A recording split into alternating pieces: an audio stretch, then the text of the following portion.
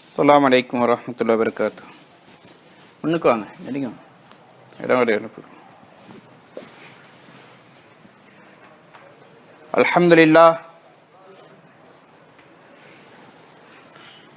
அல்ஹம்துலில்லாஹி வகஃபா வஸ்ஸலாமு அலா இபாதிஹி அல்லதீன இஸ்தஃபா அம்மா பஅத்.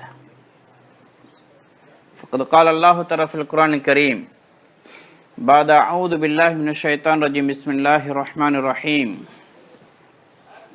قد أفلح المؤمنون الذين هم في صلاتهم خاشعون.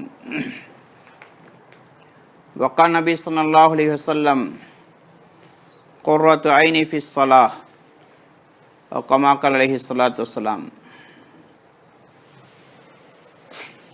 கண்ணியமிக்க சகோதரர்களே, பெரியார்களே, இன்றைக்கு உலகத்தில் இருக்கக்கூடிய இபாதத்துகள்ல வணக்கங்களாக உயர்ந்த இபாதத்தான் தொழுகை. தொழுகை அல்லாஹு தாலா மிகப்பெரிய இன்பமான ஒரு இபாதத்தாக அல்லாஹ் ஆக்கியிருக்கின்றான். அஹ்லா இபாதா அஸ்ஸலா, இபாதத்தில் ஆக இனிமையான டேஸ்டான சுவையான ஒரு வணக்கம்தான் தொழுகை. அஸ்ஸலாத்து ஹைர் மௌது.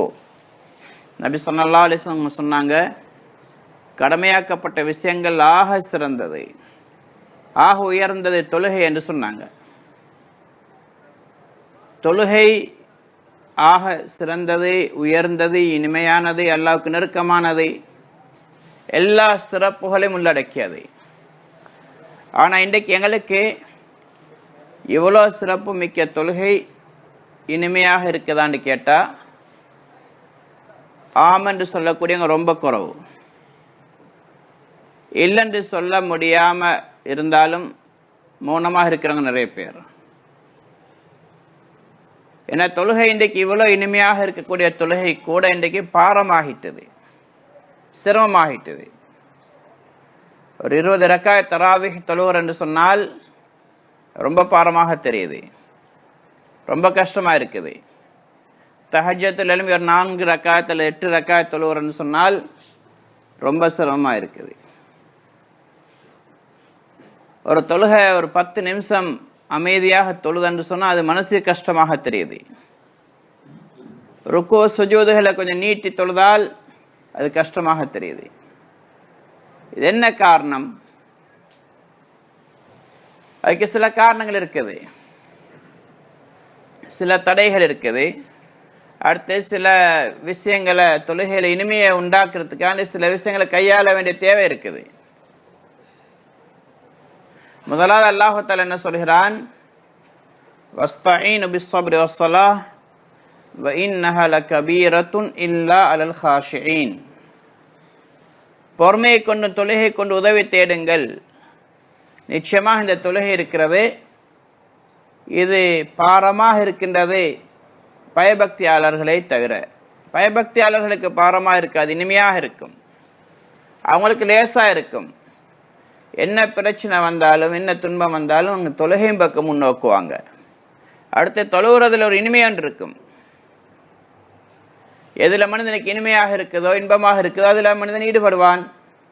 எது மனசு கஷ்டமாக இருக்குதோ பாரமாக இருக்குதோ அது மனிதன் செய்ய மாட்டான். அப்போ தொழுகையில் இனிமையாக விளங்கிட்டாங்கன்னு சொன்னால் அது தொழுகிறது லேசி. சஹாபாக்கள், இது மாதிரி நபி ஸல்லல்லாஹு அலைஹி வஸல்லம் அவங்க, பின்னாடி வந்த நல்லடியார்கள் தொழுகையில் எவ்வளோ இன்பமாக இருந்தாங்க. ஒரு சஹாபிய சம்பவம் அடிக்கடி கேள்விப்படுறோம். விருந்து கலைத்தாரு, இன்னொரு சஹாபி அவரை நோன்பு பிடிச்சிருந்தாரு. அவர் நோன்பை திறந்துட்டு இஷா தொழுதுட்டு சாப்பாட்டுக்கு போகிறதாக இருந்தார். அப்போ அவர் ஃபஜ்ர் ஆகங்காட்டியும் வரல. அப்போ அடுத்த நாள் சந்திச்சாப்புல அவர் சொன்னார், நான் உங்களுக்கு வாக்குறுதி அளிச்சத்தினால வந்தேன், இல்லாட்டி வந்திருக்க மாட்டேன்.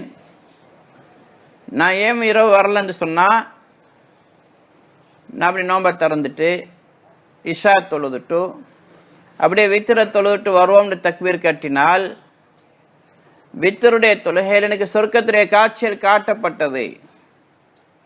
அதில் நான் மூழ்கிட்டேன், ஃபஜ்ராகும் வரையும் தொழுது கொண்டிருந்தேன். இதெல்லாம் எங்களுக்கு இந்த கட்டுக்காத மாதிரி தெரியுது. ஏன்? எங்களுக்கு தொழுகையில் இனிமை இல்லாதனால, இன்பம் இல்லாதனால அது எங்களுக்கு பாரமாக தெரியும். அப்படியெல்லாம் நடந்திருக்குமான்னு யோசிக்கிறோம். நபி ஸல்லல்லாஹு அலைஹி வஸல்லம் அவங்க இரவுல விழித்து வணங்குவார்கள். இந்த அளவுக்கு நம்மளுடைய பாதங்கள் வீங்கிடும். ஹத்தா தவர்ரமத் கதமா, ரசூலுல்லாஹ்வுடைய கால்கள் வீங்கிடும். இன்னொரு கருத்து, கால்கள் வெடிச்சு ரத்தம் வார அளவுக்கு நபி ஸல்லல்லாஹு அலைஹி வஸல்லம் அவங்க நின்று வணங்கி இருக்கிறாங்க இரவுல. ஹதரத் ஆயிஷா ரலியல்லாஹு அன்ஹா கேட்பாங்க, ஏன் யா ரசூலல்லாஹ், உங்களுடைய முந்திய பிந்திய பாவங்கள் எல்லாம் மன்னித்துட்டானே, நீங்கள் இப்படி நின்று வணங்க வேண்டிய தேவை என்ன இருக்குது?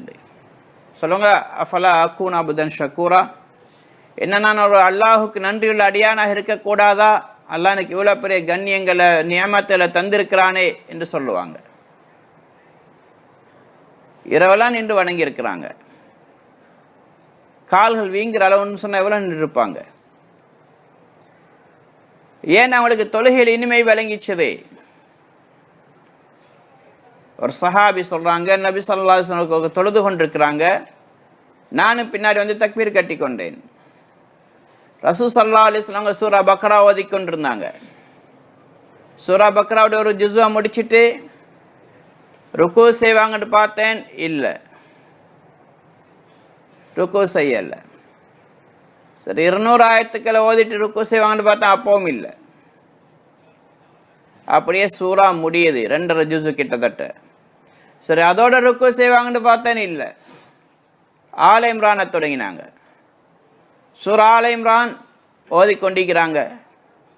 சரி, அதில் ஒரு 100 ஆயத்தை ஓதிட்டு ருக்கு செய்வாங்கன்னு பார்த்தா அப்பவும் இல்லை. ஆல இம்ரான் முடியுது, நிசாவை தொடங்குறாங்க.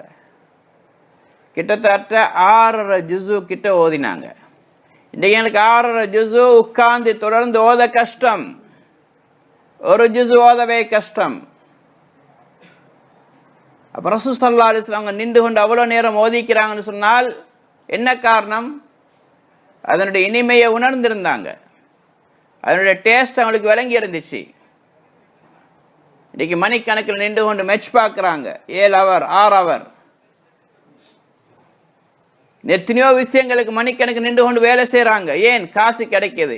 அதில் அந்த கஷ்டம் மறக்கிறாங்க, இன்பமாக தெரியுது. நபி ஸல்லல்லாஹு அலைஹி வஸல்லம் அவர்களுக்கும் சஹாபாக்களுக்கும் தொழுகையுடைய இனிமை விளங்கிச்சது. அதனால் அவர்களுக்கு நீண்ட ரக்காத்துகள் தொழுவது லேசாக இருந்தது. இன்றைக்கு இந்த நியமத் எங்களுக்கு கிடைக்கல, நாங்கள் அதை விட்டு உண்மையிலே நீக்கப்பட்டவங்களாக இருக்கிறோம். அதனால் இன்றைக்கு அதனுடைய இனிமை எங்களுக்கு விளங்குவதில்லை. தொழுகை என்றால் எங்களுக்கு ஒரு பாரமாக தெரியுது. இதே மாதிரி ஒரு 2 சஹாபாக்கள் புகாரி ஷரீஃப் ரிவாயத்தில் வருது, நபி ஸல்லல்லாஹு அலைஹி வஸல்லம் யுத்தத்திலிருந்து திரும்பி வராங்க. அதில் 2 பேரை பொறுப்பு கொடுத்தாங்க, நீங்கள் 2 பேரும் செக்யூரிட்டி பொறுப்பு செய்யுங்க, இன்றைக்கு காவல்காரங்க இரவைக்கு. ஒருத்தர் முஹாஜிர், இன்னொருத்தர் அன்சாரி. அன்சாரி முஹாஜிரை பார்த்து சொன்னார், நீங்கள் கொஞ்சம் நேரம் ஓய்வு எடுத்துக்கொள்ளுங்க, நான் காவல் காக்கிறேன், அதுக்கு பிறகு நான் உங்களை எழுப்பி விடுவேன், நீங்கள் காவல்காரங்க, நான் ஓய்வு எடுத்துக்கொள்வேன். சரி என்று சொன்னாங்க. அவர் தூங்கிட்டார். இவர் எழுப்பி நின்று வணங்க தொடங்கிட்டார். சூரத்துல் கஹஃப் ஓதி கொண்டிருக்கிறாரு.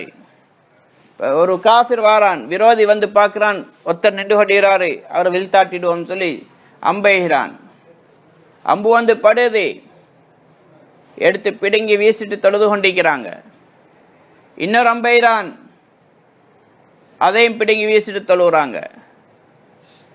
3வது அம்பெய்கிறான், அதையும் பிடுங்கி வீசிட்டு தொழுகிறாங்க. ஆனால் பார்த்தாங்க, எனக்கு உடம்பு பலகீனமாகிட்டு வருது, இதே மாதிரி 2-3 அம்பு வந்து பட்டு நான் மௌத்தாகிட்டேன்டா, எனக்கு கொடுக்கப்பட்ட பொறுப்பு நீங்கிடும் என்று சொல்லி அவங்க டக்குன்னு என்ன செஞ்சாங்க, அமைதியாக தொழுது முடித்தாங்க. அந்த சூறாவை முடிக்கல. அப்போ எலும்பி அடுத்த சகோதரர் எழுப்பிட்டாங்க முஹாஜிரை. அவர் பார்த்துட்டு சொன்னார், ஏன் சகோதரர் நீங்கள் ஏன் எழுப்பல, அவங்களோட உடம்பெல்லாம் இப்படி ரத்தமாக இருக்குதே. அவன் சொன்னால், நான் தொழுது கொண்டிருந்தேன், இப்படி ஒரு அம்பு வந்து பட்டுச்சு, திரும்ப 2வது அம்பு வந்து பட்டுது, 3வது அம்பு வந்து பட்டுது, நான் இந்த சூறாவை முடிக்காத வரைக்கும் எனக்கு ருக்கு செய்யறதுக்கு மனசு வரலை. ஆனால் இப்படியே அம்புகள் வந்து பட்டு கொண்டிருந்தா நான் மௌத்தாகிட்டேன்டா, என்னுடைய பொறுப்பு அமானது நிறைவேற்றப்படாதோ என்ற பயத்தினால அவங்களை எழுப்பட்டேன்னு சொன்னாங்க. அப்போ 2 பேர் எழுமி நின்றுன்னா ஓடிட்டான் விரோதி. சகோதரே பெரியார்களே, இந்த அளவுக்கு சஹாபாக்கள்கிட்ட தொழுகையில் முக்கியத்துவம் இருந்துச்சு, தொழுகையில் இன்பம் இருந்துச்சு. இன்பம் இல்லாமல் அப்படி தொலையலாது. இன்றைக்கு எறும்புண்டு கடித்தால், நுளமுண்டு கடித்தால் அசைகிறோம், ஒரு பாம்பொண்டு வந்தால் ஓடிடுவோம். ஏன் எங்களுக்கு அந்த தொழுகையில் இனிமை இல்லை. அதனால் நாங்கள் அப்படியே தொழுவிட்டு போயிடுறதா, இப்படியே வாழ்க்கையை கழிக்கிறதான்னு கேட்டால் இல்லை. தொழுகையில் இனிமையை நாங்கள் அடையணும், அடைய முயற்சி செய்யணும். அடைய முடியாத ஒன்றல்ல அது. முயற்சி செஞ்சவங்க அடைஞ்சுக்கொள்வாங்க. மன் ஜத்த வஜத, யார் முயற்சி செய்கிறாங்களோ அவங்க நிச்சயமாக பெற்றுக்கொள்வாங்க. முடியாத ஒரு காரியம் இல்லை.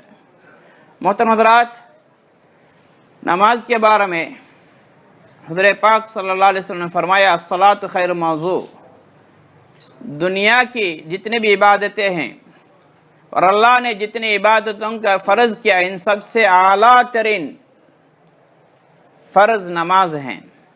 नमाज बेहतरीन तोहफ़ा है और इंसान के लिए आराम बख्शने वाली है और इत्मीनान और सुकून देने वाली है और एक लज्जत और मज़ा दिलाने वाली है। नमाज के अंदर मज़ा है, लज्जत हैं, इसका एक टेस्ट है, लेकिन आज इसका जायका, उसका मज़ा हमें पता नहीं चल रहा है, उसका एहसास नहीं हो रहा है। इस वजह से आज हमारे ऊपर नमाज बारी पड़ रही है। अल्लाह पाक कहता है, वस्ताईन बिस्सब्र वस्सलाह व इन्नहा लकबीरतुन लिल खाशिईन, सब्र और नमाज के ज़रिए अल्लाह से मदद मांगो, बेशक ये नमाज खाशिईन के लिए अलावा बाकियों के लिए बारी लगती है। खाशिईन जो अल्लाह से डरने वाले हैं, क़यामत पर यकीन रखने वाले, उनके लिए ये बारी नहीं लगता, बल्कि आसान भी लगता है और मज़ा भी लगता है। उसका ज़ौक़ और जायका का एहसास होता है, उससे तलज़्ज़ुज़, एक लज्जत मिलती हैं। अल्लाह के नबी सल्लल्लाहु अलैहि वसल्लम को मिली, सहाबे किराम को भी मिली, उसके बाद आने वाले नेक लोगों को मिली हैं। अल्लाह के नबी सल्लल्लाहु अलैहि वसल्लम रात भर के नमाज पढ़ते थे, यहाँ तक कि हत्ता तवर्रमत कदमा, उनके दोनों पैर पे वरम पड़ता था या उनके पैर पड़ते हुए से खून निकलता था, इतना खड़ा होकर नमाज पढ़ते थे। हज़रत आयशा कहती थी, या रसूल अल्लाह, आप इतनी नमाज पढ़ने की क्या ज़रूरत, अल्लाह ने आपके पिछले अगले सारे गुनाहों को माफ़ कर दिया है। फरमाया, फला कुन अब्दन शकूरा, क्या मैं अल्लाह का शुक्रगुजार बंदा नहीं बनूं? अल्लाह ने मुझे इतने नेमतें दिया हैं, उसके लिए शुक्रिया अदा कर रहा हूँ। आज हमें देखना है, हमें कभी ऐसा एहसास हुआ है अल्लाह ने मुझे इतनी नेमतें दिया हैं, मैं उसके लिए रात में उठ के नमाज़ पढ़ूँ और शुक्रिया के तौर पर 2 रकात नमाज पढ़ो? हमारे अंदर एहसास नहीं होता। जो आसान से कर सकते अल्हम्दुलिल्लाह कहना कह के चले जाएंगे। क्यों? हमें इसका मज़ा नज़र नहीं आ रहा, इसकी लज्जत पता नहीं चल रहा। अल्लाह के नबी को महसूस हुई, इसलिए रात भर के और एक मौके पर रात में नमाज पढ़ रहे थे, एक सहाबी पीछे से आए, देखे अल्लाह के नबी नमाज पढ़े, हमें भी पढ़ो साथ। तकबीर बांध लिए, सूरा फातिहा के बाद सूरा बकरा पढ़ने लगे। सोचा 100 आयतें पढ़ के रुकू करेंगे। 100 रकातें गुजर गई, एक सिपारा भी ख़त्म हो गया।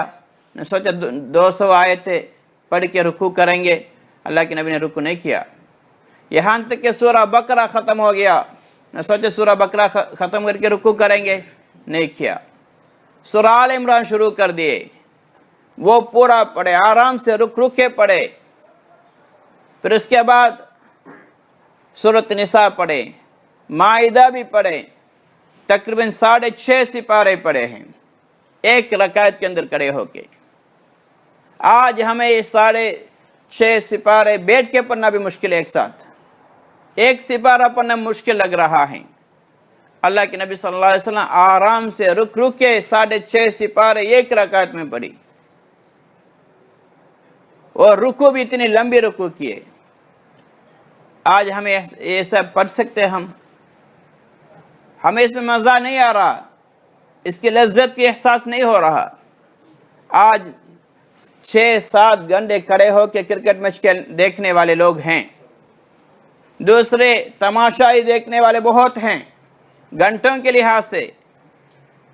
आज हमें अल्लाह के सामने खड़े होकर नमाज पढ़ने का शौक नहीं है, इसके लज्जत महसूस नहीं हो रही। क्यों? हम इसके कुछ भी पता नहीं। एक सहाबी रोज़ा रखे होते, दूसरे सहाबी ने कहा कि आप रोज़ा मेरे साथ आके खोलना है या आप रात के खाने मेरे पास खाना है। वो इशा के बाद वितर पढ़ने लगे, फजर तक पढ़ते रहे। दूसरे दिन से उन्होंने पूछा क्यों आपने नहीं आए? उन्होंने कहा आपको मैंने वादा किया, सजे से मैं बाप को बयान करा, वरना मैं बताता नहीं। मैंने इशा की नमाज पढ़ के वितर पढ़ने लगा तो जन्नत के नज़ारे सामने आ गए। मैं उसके देखता ही रहा, फजर तुलू हो गया, फजर का टाइम आ गया है। आज कभी हमें ऐसा हुआ है? 2 रकात नमाज हमारे लिए भारी लगता है। अगर इमाम साहब 10 मिनट की इशा की नमाज पढ़ाई, फिर हमें गुस्सा आता है, इतना देर क्यों करते हो? तस्बीह अगर थोड़ी सी रुक रुक के पढ़ी, हमें कमर में दर्द शुरू कर देता है रुकू और सुजूद में। क्यों? हमें मज़ा नहीं आता नमाज के अंदर, हालांकि इसके अंदर लज्जत है, अल्लाह ने रखा है। 2 सहाबी नमाज पढ़ रहे थे, एक सफ़र में अल्लाह के नबी ने उनको सिक्योरिटी का, हिफाजत की जिम्मेदारी दी। वो कर रहे थे। एक मुहाजिर, एक अंसार, मुहाजिरी से उन्होंने कहा कि आप थोड़ा आराम कर लीजिए, मैं हिरासत में रहूँगा, हिफाजत में, फिर आपको उठा दूंगा, मैं आराम करूँगा, आप हिरासत में रहें। ठीक है। वो लेट गए, ये नमाज पढ़ने लगे, सूरह कहफ तिलावत कर रहे थे। दुश्मन आया, देखे ये खड़ा है, तीर मारा, उन्होंने उठा के फेंक दिया। नमाज पढ़ रहे थे, फिर दूसरा मरतबा मारा, तीसरा मरतबा मारा, फिर उन्होंने 3 तीरों को उठा के फेंक के नमाज पढ़ रहे थे। फिर उन्होंने नमाज ख़त्म कर ली। नमाज पढ़ के 2 रकात पढ़ के सलाम फेर के दूसरे सहाबी को उठा दिया। उन्होंने देखा कि आपकी इतनी खून बह रहा है, आपने मुझे क्यों नहीं उठाया? उन्होंने कहा नहीं, मैं नमाज पढ़ रहा था, सूरह कहफ की तिलावत कर रहा था, तो मुझे अच्छा नहीं लगा कि मैं इसको दरमियान में सूरह को छोड़ के रुकू करूँ। लेकिन फिर मुझे एहसास हुआ अगर बार बार तीर चलाते रहे मैं मर जाऊंगा, तो मेरी जिम्मेदारी जो अल्लाह के नबी ने मेरे ऊपर सौंपा इसको मैं पूरा नहीं करूंगा। इस डर की वजह से मैंने आपको उठाया हूँ, वरना मैं उठाता नहीं, मैं नमाज पढ़ता रहता। आज हमें अपने बारे में देखना है। हमें तहज्जुद की नमाज के अंदर लज्जत नज़र आती है और बाजमात नमाज अदा करने में लज्जत नज़र आती है। आगे पीछे की सुन्नतें पढ़ने में रुख के आराम से हमें लज्जत नज़र आती है। जितना जल्दी हो सके नमाज से निमटा के भागने के चक्कर में हम, क्यों हमें इसकी लज्जत नहीं है। लेकिन भाई कब तक ऐसा रहें? हमें इस लज्जत को हासिल करना है। इसके अंदर अल्लाह पाक ने लज्जत रखा है। नमाज के बगैर, लज्जत के बगैर पढ़ेंगे कोई फ़ायदा नहीं। கண்ணியமிக்க சகோதரர்களே, தொழுகையில் இன்றைக்கு எங்களுக்கு இன்பம் தெரியாமல் இருக்குது, இனிமை தெரியாமல் இருக்குது, தொழுகையில் ராஹத் இருக்கு.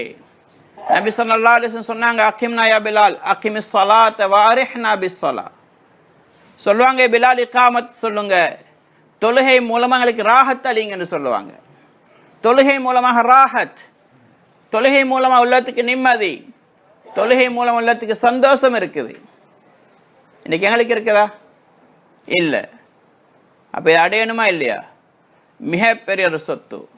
சொல்கிறாங்க, உலகத்தில் ஆகப்பெரிய மிஸ்கின் யார் தெரியுமா? யாருக்கு தொழுகையில் இனிமை கிடைக்கலையோ அவன் தான் உலகத்தில் ஆகப்பெரிய மிஸ்கின், ஆகப்பெரிய ஃபக்கீர், ஆகப்பெரிய ஏழை. வல்லாஹி மிஸ்கின், நிச்சயமாக மிஸ்கின்.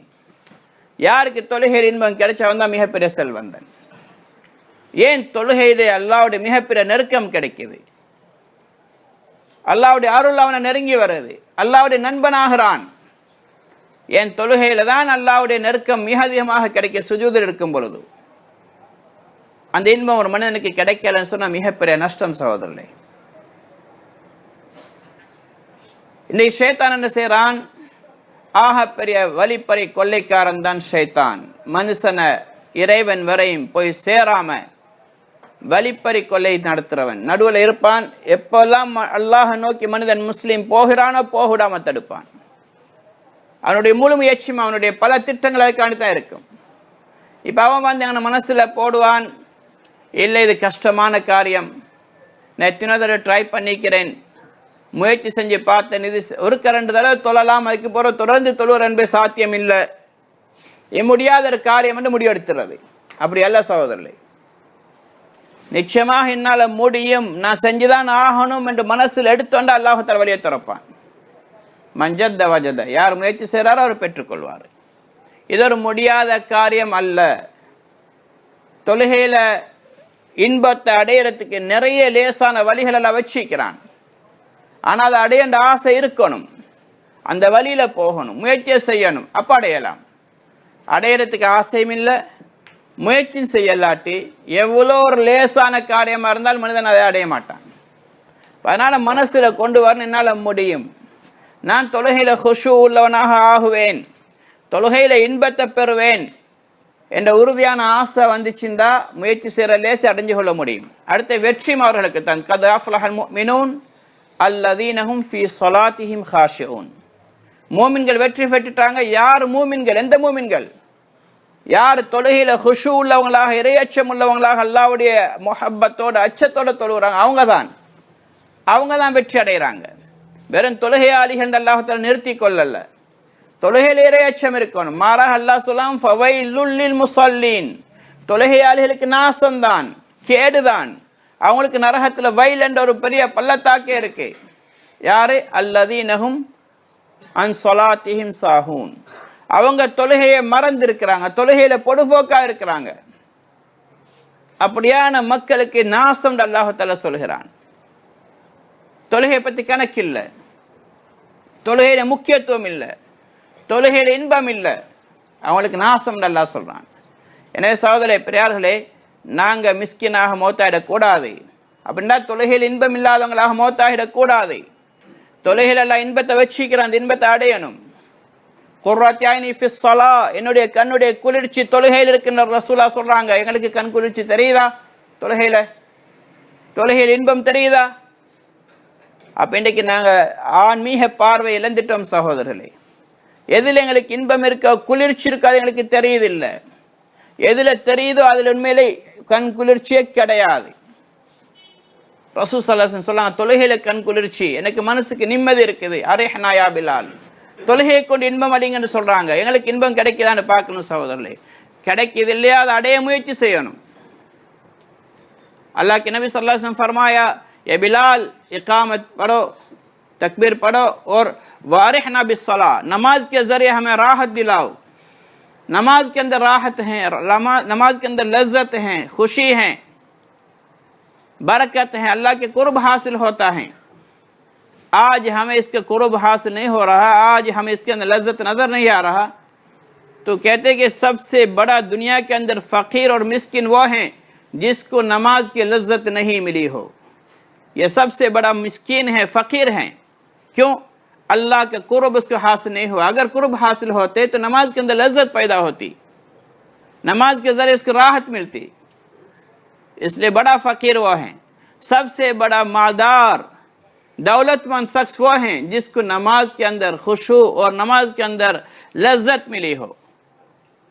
इसलिए हमें फ़कीर और मिस्किन बन के नहीं मरना चाहिए कि नमाज की लज्जत के बगैर, नमाज के लज्जत के बगैर, नमाज के ज़रिए अल्लाह के कुर्ब के बगैर मरेंगे तो ये अफसोस की बात है। अल्लाह पाक फरमाता है, क़द अफ़लहल मुमिनून अल्लज़ीना हुम फ़ी सलातिहिम ख़ाशिऊन, ईमान वाले कामयाब हो गए। कौन ईमान वाले? अल्लज़ीना हुम फ़ी सलातिहिम ख़ाशिऊन, जो अपने नमाज के अंदर खुशू वाले हैं, अल्लाह से डरते हुए, अल्लाह के कुर्ब के हासिल करते हुए लज्जत के साथ नमाज पढ़ने वाले, यही कामयाब है। अल्लाह नहीं कह के नमाज कामयाब हैं। अगर खुशू को छोड़ देते तो हम भी कामयाब वाले बनते, बल्कि अल्लाह पाक ये कहता है, फ़वैलुल लिल मुसल्लीन, नमाजियों के लिए बर्बादी है, सत्यानाशी हो, उनके लिए वैल, एक वादी है जहन्नम की, नमाजियों के लिए। कौन से नमाजी? अल्लज़ीना हुम अन सलातिहिम साहून, जो अपने नमाज के अंदर भूल जाते हैं, नमाज के बारे में बेपरवाही करते हैं, नमाज से उनके दिलचस्पी नहीं है, दुनियावी चीज़ों में दिलचस्पी है, औरतों के पीछे दिलचस्पी है, माल और दौलत के ऊपर दिलचस्पी है, उनसे राहत उनकी नजर आती हैं। ये अफसोस की बात है। अल्लाह के नबी फरमाते कुर्रत यानी फिस सलाह, मेरे आंखों की ठंडक नमाज के अंदर है। आज हमारे ठंडक नमाज के अंदर नजर आ रही है, चीज़ों के अंदर आ रही है, या औरतों पे बच्चों पे आ रही है, या माल दौलत के अंदर। तो अफसोस की बात है। इसलिए अल्लाह पाक ने नमाज के अंदर राहत और दिल का सुकून और लज्जत अल्लाह ने रखा है। इसको हासिल करना चाहिए। जो कोशिश करेगा मन जद्द वजद, जो कोशिश करते वो पा लेता है। जो कोशिश ही नहीं करता, कितना आसान काम क्यों ना हो, वो हासिल कभी नहीं कर सकता। लेकिन शैतान रुकावटें डालने वाला है। सबसे बड़ा डाकू शैतान है। वो इंसान को अल्लाह तक पहुंचने के रास्ते में खड़े होके उससे लूटता रहता है, उसका रास्ता बदल देता है। अल्लाह तक पहुंचने के उसको छोड़ता नहीं। वो यही कहता है कि नहीं, ये काम मुश्किल है, नमाज के अंदर खुशू पैदा करना मुश्किल है। क्यों? मैंने कितने मरतबा कोशिश किया हूँ, लेकिन मेरे अंदर ये खुशू पैदा नहीं होता, इसलिए मुमकिन ही नहीं। ये तो बड़ा शैतान का धोखा है। बल्कि ये दिल के अंदर होना चाहिए, मुझे ये सिफत पैदा करना है, नमाज के जरिए लज्जत मुझे हासिल करना है, इसलिए मैं कोशिश करूँगा। जो कोशिश करेगा वो पा लेता है। கண்ணியமிக்க சகோதரர்களே, பிரியார்களே, உறுதியான எண்ணம் இருக்கு, நான் இதை அடைந்து கொள்வேன், நிச்சயமாக அடைஞ்சு கொள்வேன், என்னால் முடியும். அப்போ அடைகிறதுன்னு சொன்னால் என்ன செய்யணும்? முதலாவது தொழுகையோட மகத்துவத்தை விளங்கணும். தொழுகை எவ்வளோ உன்னதமான ஒரு விஷயம், எவ்வளோ மகத்துவமிக்க உண்டு, எவ்வளோ ஒரு பெரிய பாக்கியம். அதான் சத்தம் கேட்கும் பொழுது எங்களுக்கு உணர்வு வரணும். முழு அகிலத்துடைய அரசன் அழைக்கின்றான், உலகத்துடைய மன்னன் என்ன சந்திக்கும்படி வர சொல்றான், அவனோடு உரையாடுறதுக்காக வேண்டி. என்றா சொன்னாங்க நபி ஸல்லல்லாஹு அலைஹி வஸல்லம், குல்லுக்கும் முனாஜின் ரப்பஹு ஃபீ ஸலாத்தி, உங்களை ஒவ்வொருவரும் தொழும்போது தன்னுடைய இறைவனோட முனாஜாத் செய்றாங்க, ரகசியம் பேசுறாங்க அல்லாஹோட. யார் அல்லாஹ்? முழு அகிலத்துக்கும் சொந்தக்காரன் ஜனாதிபதி. தனிய ரகசியம் பேச கூப்பிட்டா எவ்வளவு பெருமையாக கருதுறோம், எவ்வளவு கண்ணியமாக கருதுறோம். அவர் 10 மணிக்கு அடிச்சுனா 9 மணிக்கே போய் சேர்றோமா இல்லையா? இன்னைக்கு ஏன் எங்களுக்கு அல்லாஹ் அவ்வளோ அற்பமாகிட்டான்? ஏன் எங்களுக்கு அல்லாஹ்வுடைய பெருமதி தெரியாம இருக்குது? அல்லாஹ்வுடைய பெருமதி இல்லாதனால தான் சகோதரர் பள்ளிவாசலுக்கு தொழுகைக்கு வராமல் இருக்கிறோம். ரப்பு அழைக்கிறான்ற மகத்துவம் இல்லை. ஒரு ஜப்பனீஸ் கூப்பிட்டா டைமுக்கு முந்தி ஓடி போறோமா இல்லையா? வாகனம் தருவானா இல்லையான்னு கூட தெரியாது. வேலைக்கு கூப்பிட்டுருக்கான், சம்பளம் தருவானா என்பது தெரியாது. டைமுக்கு முந்தி ஓடுறோம். ஏன் எங்களுக்கு தொழுகைக்கு வர முடியல? அல்லாஹுடைய பெருமதி இல்லை சகோதரர்களே.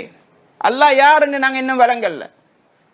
எவ்வளோ உயர்ந்த அல்லாஹ் எங்களை கூப்பிடுகிறான், அவனோட ரகசியம் பேச கூப்பிடுகிறான். மலிக்குல் முலூக், ஆட்சியாளர்களுக்கெல்லாம் ஆட்சியாளன். மாலிக்குல் முல்க், ஆட்சிக்கெல்லாம் சொந்தக்காரன், முழு அகிலத்துக்கும் சொந்தக்காரன், 7 வானம் 7 பூமிக்கு சொந்தக்காரன். வமா பிக்கும் மின் நிஅமத்தின் ஃபமினல்லாஹ், உன்னிட்டு இருக்குதெல்லாம் அவன் தந்த பிச்சை தான் என்று சொல்றான். நீ எதையுமே கொண்டு வரல. உன்னிட்டுக்கிற காசு, ஓண்ட அறிவு, ஓண்ட படிப்பு, ஓண்ட மனைவி, ஓண்ட பிள்ளைகள் எல்லாம் நான் தந்த பிச்சை, என்னைட்ட வாண்டல்லா கூப்பிடுறான். இன்னைக்கு எங்களுக்கு போக முடியலன்னு சொன்னாங்க. எவ்வளவு பெரிய நஷ்டவாளிகள் சகோதரர்களே.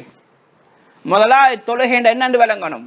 இறைவனோட நாங்கள் சம்பாஷிக்க போறோம், அல்லாஹ்வை சந்திக்க போறோம், ஜனாதிபதியை சந்திக்க போறோம். எவ்வளவு டிப் டப்பா அழகா உடுத்துட்டு போறான். டிஷர்ட்டை போட்டுக்கொண்டு அதில் படம் போட்டு டிஷர்ட்டா போட்டுட்டு போவான். முன்னால குந்தினா பின்னாலே அரவாசி விளங்குதே, டெனிமும் அப்படியே போவாங்க. எவ்வளவு கண்ணியமா எடுத்துக்கொண்டு போறோம். அல்லாஹுக்கு முன்னாடி போறவங்க கண்ணியமாக வரணும். தன்னை மனம் பூசிக்கொண்டு அலங்கரிச்சு கொண்டு கண்ணியமான ஆடைகள் எடுத்துக்கொண்டு ஒரு கம்பீரத்தோட வரணும். அல்லாஹ்விடத்தில் நான் போறேன், அல்லாஹ் என்ன கூப்பிடுகிறான். எவ்வளவு பெரிய பாக்கியம் என்று கருதணும். பாரமாக கருதக்கூடாது தொழுகையை. என்னெல்லாம் கூப்பிட்டுகிறான், விசேஷமான அழைப்பினுக்கு எல்லாம் தந்திக்கிறான் என்று கண்ணியமாக கருதி தொழுகைக்கு வரணும். அங்கிருந்தே குஷு ஆரம்பிக்கணும். தொழுகைக்குள்ள வந்து வரதெல்லாம் குஷு என்று சொல்றது. ஒது எடுக்கும் பொழுதே வரணும். ஒது எடுக்கக்குள்ள நான் அல்லாஹ்வை சந்திக்க போறேன், அதுக்கான தயாராக்குறேன், என்ன அலங்கரிக்கிறேன். பாவத்துடைய கரைகள் கையில முகத்துல கால்ற உறுப்புகள் இருந்து நான் கலற்றேன் என் உணர்வோடு நாங்கள் அமைதியாக ஒளி செய்யணும். தொழுகையில் குஷூவா இருந்தா அங்கே வுதுட நேரத்தில் துனியாட பேச்சுக்கள் இருக்கக்கூடாது. ஒளிச்சேரார் பேசிக்கொண்டு துனியாட சிந்தனையில் அவனுக்கு தொழுகையில் குஷூ ஒரு நாளும் வராது. அதனால் அமைதியாக கிப்லா முன்னோக்கி சிந்தனையோட திக்ரோட பிஸ்மி சொல்லி மிஸ்வாக் செஞ்சு எவ்வளோ அழகான முறையில் ஒதுவை பேணுதலாக செய்கிறோமோ அந்த அளவுக்கு தொழுகையில் குஷூ வரும். சகோதரர்களே, இன்னைக்கு ஒது பூர்த்தியாக செய்கிறோமான்னு கூட தெரியாது. ஒரு சஹாபி ஒரு யுத்தத்தில் ஒளி செஞ்சுட்டு வர அவசரமாக கால் ஒழுங்காக கழுவிப்படலை, கரண்டை காலுக்கு பின்னாடி பகுதி கழுவிப்படலை. சொன்னாங்க வயலுல்லா காபிம் நன்னார், சொன்னாங்க இந்த கரண்டை காலில் அவங்களுக்கு நாசம்தான் நரகம்தான் சொன்னாங்க. ஏன் ஒது பூர்த்தியாக செய்யப்படலை. இன்னைக்கு எங்கள் எத்தனை பேரோட ஒது பூர்த்தி இல்லை. அப்போ குஷு எங்கே வரும் சகோதரர்களே? அந்த வழியை நாங்கள் ஒழுங்காக தயாரிக்கலன்னு சொன்னால் ஒது அழகாக செய்யணும். நபி ஸல்லல்லாஹு அலைஹி வஸல்லம் அவங்க ஒரு பிரயாணத்தில் தொழுவிச்சாங்க. தொழுவிச்சிட்டு சூரா ரூம் ஓதினாங்க. ஓதிட்டு ரசூலாக்கே சூரா தொழுகையில் தவறு வந்துச்சு. கிராத்தில் முன்ன பின்ன ஆயத்துக்கள் ஓதிப்பட்டது. நபி ஸல்லல்லாஹு அலைஹி வஸல்லம் தொழுகையை முடிச்சுட்டு சொன்னாங்க, இந்த மக்களுக்கு என்ன பிடிச்சிக்குது, இன்னைக்கு அவங்க சரியாக ஒளி செய்யாமல் ஒழுவை பூர்த்தி செய்யாமல் பின்னால் வந்து தொழுகிறாங்க, இதனால் எங்களோட தொழுகைக்கு இடையூறு ஏற்படுன்னு சொன்னாங்க நபி ஸல்லல்லாஹு அலைஹி வஸல்லம். அப்போ ஒது பூர்த்தியாக பின்னால் செய்யாத மக்கள் இருக்கிறதுனால இமாமுக்கு தவறு ஏற்படுன்னு சொன்னால் தொழுகிற நிலம் என்னவாகும் சகோதரர்களே? அதனால் ஒதுவுடைய பூர்த்தி தொழுகையில் குஷு உண்டாக்கும். இது ஒரு முக்கியமான விஷயம் தொழுகையில் குஷு உண்டாக்குறதுக்கு. அதே மனசில் நல்லா வச்சுக்கொள்ளுங்க, ஒதுவை நான் முறையாக செய்யணும். இது ஆரம்பம்.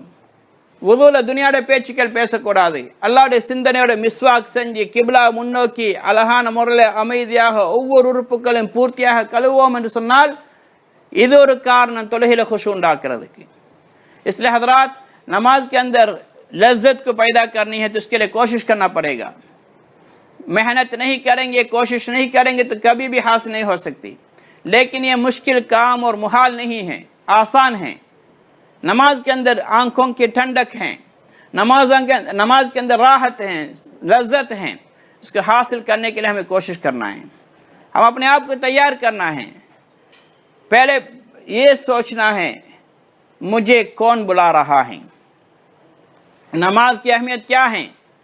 अल्लाह के अंदर अल्लाह के करीब होने के लिए अल्लाह पाक बुला रहा है. कुल्लुकुम मुनाजिन रब्बहु फी सलातिह. आप में से हर बंदा अपने नमाज के अंदर अपने रब के साथ सरगोशी करता है, राज की बातें करता है, मुनाजात करता है. नमाज कोई मामूली बात नहीं है भाइयों. अल्लाह कौन है? रब्बुल आलमीन है, सारे जहानों का मालिक हैं, बादशाहों का बादशाह हैं. वो हमें नमाज में बुला रहा है, नमाज की तरफ, मस्जिद की तरफ. आज हमें पता नहीं है कि अल्लाह बुला रहा है मुझे मस्जिद में जाना है. हमें एहसास नहीं होता ना मस्जिद में आओ जाओ पढ़ के नमाज पढ़ो, अल्लाह से बातें करो. आज अगर कोई जापानीज ने हमें बुलाया है, सचों ने बुलाया, कितने जल्दी से चले जाते हैं. 10 बजे बुलाया 9 बजे पहुंच जाते हैं, 9:30 बजे पहुंच जाते हैं. और गाड़ी देगा नहीं देगा कोई पता नहीं, काम करेंगे तनख्वाह मिलेगा नहीं मिलेगा कोई पता नहीं, टाइम से पहले पहुंच जाते हैं. लेकिन नमाज का मौका जब आता है तो कोई एहसास नहीं. और दूसरा जब जाते हैं तो अपने आप को मुज़य्यन करके बेहतरीन कपड़ा पहन के, मुनासिब कपड़ा पहन के जाएंगे, टी शर्ट और डेनिम पहन के नहीं जाएंगे. आज आते हैं मस्जिद में नमाज के लिए, उसमें तस्वीरें लगी होती हैं, जब रुकू करता है सुजूद करता है पीछे आधा हिस्सा खुल जाता है, नमाज ख़राब हो जाती है, अपना भी दूसरों का भी ख़राब कर देता है. कोई एहसास नहीं मैं किसके घर पे आया हूँ, किससे मिलने के लिए आया हूँ. अगर आपका सदर आपको बुलाए तो आप कैसे जाएंगे? सदर मुझे बुलाए, कितना फ़ख्र करेंगे. अल्लाह सदरों का सदर हैं, बादशाहों का बादशाह है, मालिकुल मुल्क, मालिकुल मुल्क, बादशाहों के बादशाहत के मालिक हैं और बादशाहों के बादशाह हैं. और अल्लाह पाक कहता है वमा बिकुम मिन निअमतिन फमिन अल्लाह. जो भी आपके पास है सब अल्लाह की बीक है, अल्लाह की दी हुई चीज़ें हैं, अल्लाह का देन है. तू क्या लेके आया दुनिया में? कुछ भी लेके नहीं आया. फ़कीर मिस्किन बन के आया, तुझे कोई इल्म नहीं था, जाहिल बन के आया. हमने सब कुछ दिया, फिर हम बुला रहे हैं, तू नहीं आ सकते तो कहाँ जाएगा? फिर अल्लाह पाक बुला रहा है, मेरा रब जो मुझे पैदा किया, जो सब कुछ दिया है मुझे, इतना मुझे ऊंचा मकाम दिया, उसने मुझे बुला रहा है कि हम कितने फ़ख्र के साथ हमें आना चाहिए। ये एहसास हो नमाज में, नमाज के लिए आने की तरफ। तो उस पर जब वज़ू हम करेंगे, वज़ू से खुशू शुरू होता है। वज़ू के अंदर दुनियावी बातें न करें। जो वज़ू करते हुए दुनियावी बातें करेगा, उसकी कभी भी नमाज के अंदर खुशू और खुज़ू पैदा नहीं हो सकती। इसलिए वज़ू आराम से करें। इसबागुल वज़ू, अपने आज़ां को सही तौर पर मुकम्मल तौर पर खूब धोएं, मिसवाक करें, बिस्मिल्लाह पढ़ के वज़ू शुरू करें, वज़ू के बाद की दुआ पढ़ें, किबला रुख करके वज़ू करें। ये सब नमाज के अंदर खुशू पैदा करने वाली चीज़ें हैं। नमाज वज़ू जल्दी जल्दी करता है, उसकी वजह से वज़ू भी पूरा नहीं होता। एक जंग के मौके पर अल्लाह के नबी सल्लल्लाहु अलैहि वसल्लम देखा एक सहाबी के एडी सही तौर पर नहीं धोया हुआ था। फरमाया वाइलुल लिल अक़ाबि मिनन नार, ये एडी वालों के लिए जहन्नम के वाइल हैं। वादी एक तैयार शुदा हैं जो वज़ू पूरा नहीं करते। आज हम कितने लोग हैं वज़ू पूरा नहीं करते, इस वजह से हमारा नमाज भी ज़ाई होती हैं। वज़ू पूरा नहीं होगा तो नमाज कबूल नहीं होगी। तो अगली बात, एक मौके पर इब्न कसीर की रिवायत हैं, हुज़ूर पाक सल्लल्लाहु अलैहि वसल्लम एक जंग के मौके पर नमाज पढ़ाई, एक जगह पर ठहरे होते, सूरत रूम पढ़ी। नमाज के अंदर क़िराअत के अंदर खिलल पैदा हो गई। हुज़ूर पाक सल्लल्लाहु अलैहि वसल्लम की क़िराअत में गलतियाँ आ गई, एक आगे पीछे पढ़ने लगे। तो नमाज से फारिग होकर फरमाया तुम लोगों क्या हो गया है कि वज़ू सही तौर पर नहीं करते हो, जिस वजह से हमारी नमाज के अंदर खलल पैदा होती है। इमाम की नमाज के अंदर भी गलती आएगी जब मामूम की वज़ू सही ना हो, तो फिर जिसने वज़ू सही नहीं किया उसकी नमाज की क्या हाल होगी। इसलिए भाइयों, वज़ू को सही करना बहुत अहम बात है। सही तौर पर वज़ू करेंगे, ये नमाज के अंदर खुशू पैदा करने वाली अहम बातों में एक है। तो हम अगर ये चाहते हैं कि मैं नमाज के अंदर लज्जत हासिल करूं, मेरी नमाज अल्लाह के यहाँ कबूल हो, मेरे नमाज के अंदर आंखों की ठंडक मुझे मिले, तो हमें सबसे पहले वज़ू की हिफाजत बहुत ज़रूरी। वज़ू सही तौर पर करें। அடுத்த சகோதரர்களே, பெரியார்களே, எங்களுடைய தொழுகையில் இன்பம் கிடைக்க வேண்டும் என்று சொன்னால், தொழுகையில் ஹுஷூ ஹுது உண்டாகணும் என்று சொன்னால், இன்னொரு முக்கியமான விஷயம், எந்த அளவுக்கு நாங்கள் பார்வைகளை வெளியில் பாதுகாக்கிறோமோ அந்த அளவுக்கு எங்களுடைய தொழுகையில் ஹுஷூ ஹுது உண்டாகும். வெளியில் அந்நிய பெண்களை பார்க்காம, ஹராமான காரியங்களை பார்க்காம, ஹராமான இசைகள், ஹராமான பேச்சுக்களை கேட்காம இந்த அளவுக்கு நாங்கள் பேணுதலாக இருக்கிறோமோ அந்த அளவுக்கு நாங்கள் தொழுகையில் ஹுஷூ உண்டாகும். வெளியில் பார்வையை மேய விடுறவனுக்கு ஒரு நாளும் தொழுகையில் ஹுஷூ உண்டாகாது. வெளியில் பார்வையை பாதுகாக்கல, கேள்வியை பாதுகாக்கலன்னு சொன்னால் தொழுகையில் ஹுஷூவை எதிர்பார்க்க முடியாது. அதனால் தொழுகையில் ஹுஷூ கட்டாயம், அது இல்லாட்டி நாசம்தான், கேடுதான் என்பதனால் நாங்கள் ஒவ்வொருத்தரும் இந்த ஹுஷூ அடையணும். அதனால் நாங்கள் பார்வையை கட்டாயம் வெளியில் பாதுகாக்கணும். ஒன்று பார்வை மோசமாக இருக்கிறது, எங்களுக்கு பாவம், அங்கே முசீபத் வேற, தண்டனைகள் வேற. அதே நேரத்தில் தொழுகையுடைய இன்பத்தையும் இல்லாமல் ஆக்கிடும்.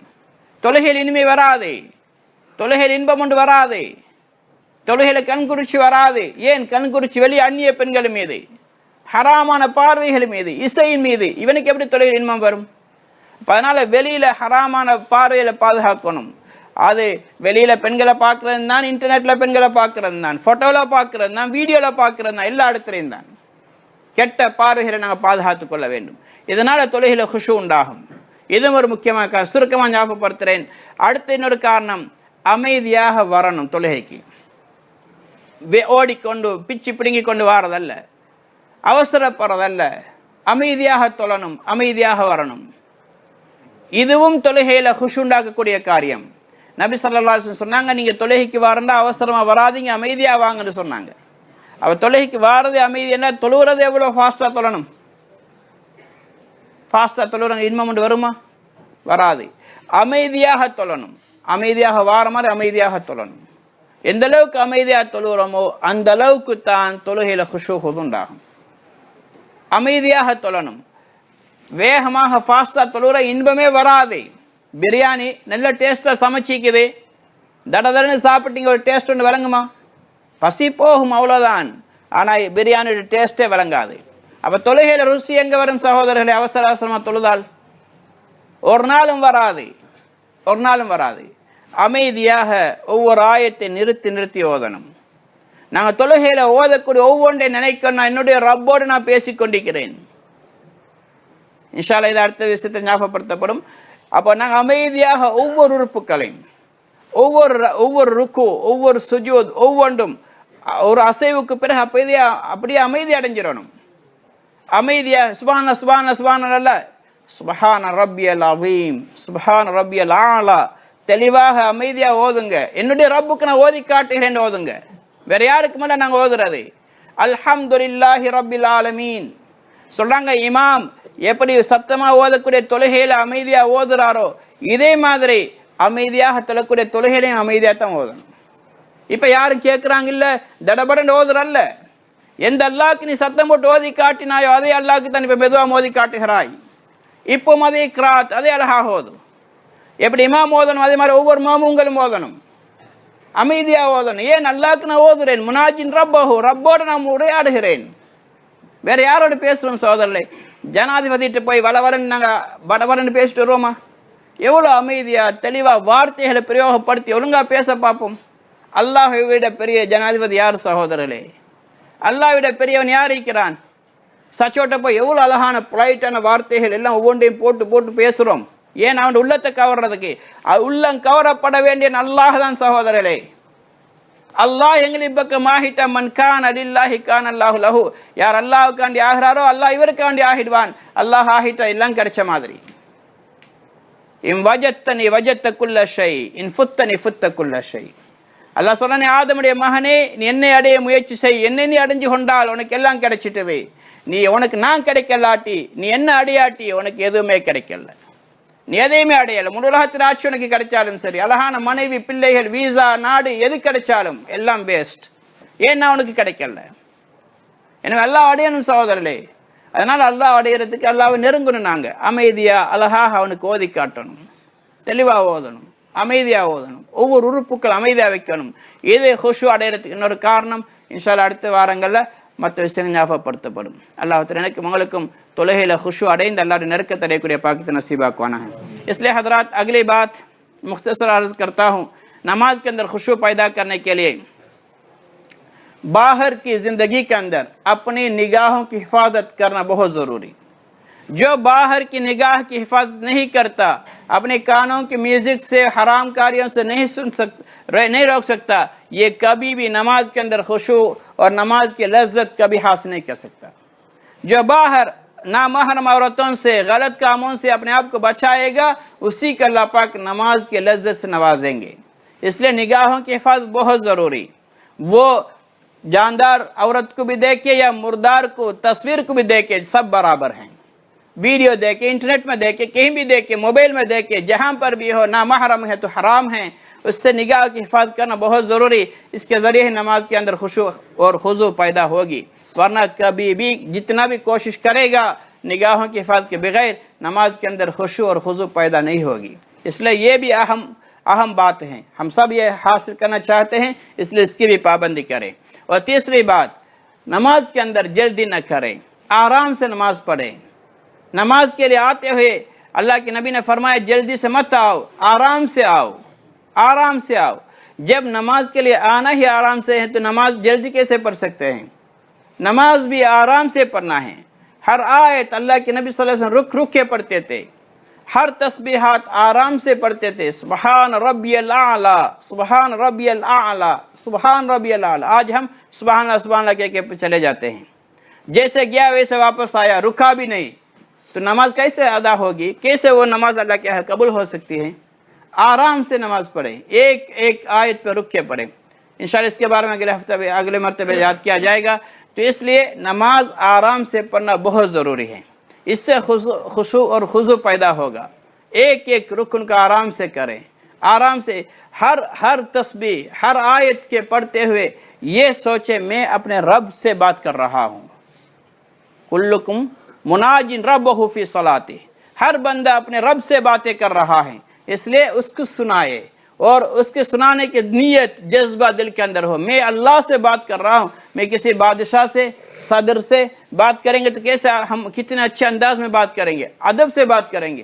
اللہ رب العالمین ہیں، اس کے ساتھ کیسے ہم اسے پڑھیں گے؟ اس لیے کہتے ہیں جیسے امام نماز کے اندر، جہری نماز کے اندر آرام سے اچھی آواز میں قرات کرتے ہیں، ایسا ہی ان کو بھی چاہیے کہ جو نماز سری پڑھتے اس میں بھی آرام سے پڑھیں. جو رکعت 2 میں آرام سے پڑھی، تیسرے اور چوتھے میں جلدی پڑھنا یہ نہیں، بلکہ اس سے بھی آرام سے سناؤ اللہ پاک کو. جس کو تو نے سنایا پہلے اسی کو دوبارہ سنا رہا ہے، آرام سے سناؤ. اور جب امام کا یہ حکم ہے، ایسا ہی ماموموں کا بھی حکم ہے، وہ بھی آرام سے پڑھے، ہر رکن آرام سے پڑھے.